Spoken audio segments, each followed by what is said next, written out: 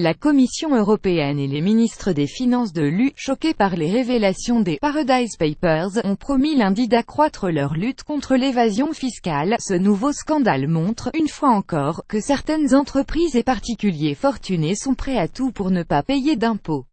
Les citoyens européens ne le supportent plus. Et ils ont raison, c'est insupportable, a déclaré le commissaire européen à la fiscalité Pierre Moscovici, en arrivant à une réunion des ministres des Finances de l'UE à Bruxelles.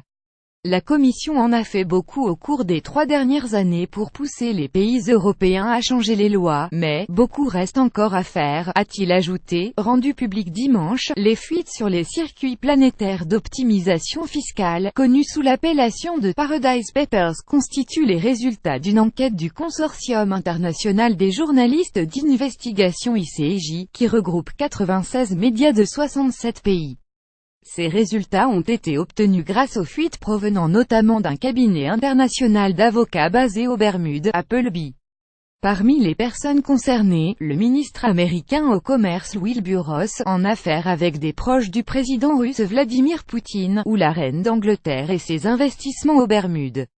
Une liste noire. À la lumière de ces nouvelles révélations choquantes, M. Moscovici a appelé les États membres de l'UE à adopter rapidement la liste des paradis fiscaux, assortie de sanctions dissuasives, ainsi qu'une législation européenne encadrant les intermédiaires fiscaux.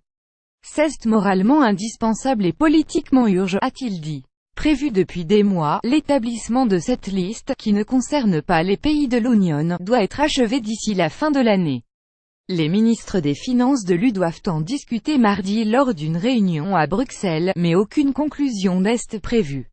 En matière de fiscalité, une décision ne peut être prise que si elle rencontre l'unanimité des États membres de l'Union. On a fait beaucoup, mais visiblement ce n'est pas assez. Quand un paradis fiscal se ferme, un autre s'ouvre, a déclaré le ministre autrichien des Finances, Hans-Jörg Scholin. L'Europe a encore beaucoup à faire, quand je pense à certains pays membres et à leur niche fiscale, a-t-il dit sans vouloir nommer lesquels. Malte, le Luxembourg ou l'Irlande sont régulièrement montrés du doigt pour leur fiscalité avantageuse.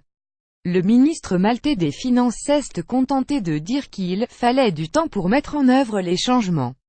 Quant au ministre allemand des Finances par intérim, Peter Altmaier, il a déclaré « Nous allons regarder les nouveaux documents révélés par les Paradise Papers, NDLR de près et discuter des conséquences que cela peut avoir sur les projets de nouvelles législations européennes à venir, et en parler aussi au niveau national, dans le cadre des discussions de coalition destinées à former un nouveau gouvernement allemand, NX-PAT.